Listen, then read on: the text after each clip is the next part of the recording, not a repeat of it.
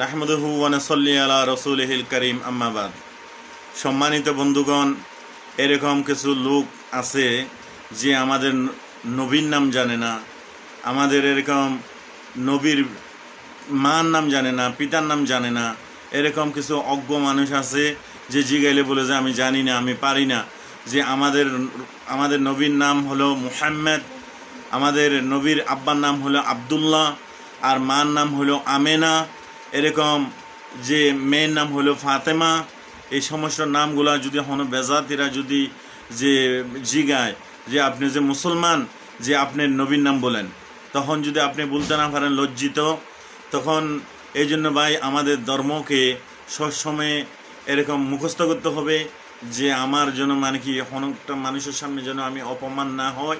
এই কারণে সমস্যা ওইগুলা কিন্তু মুখস্থ করতে হবে, আমল করতে হবে, চেষ্টা করতে হবে, ফিকির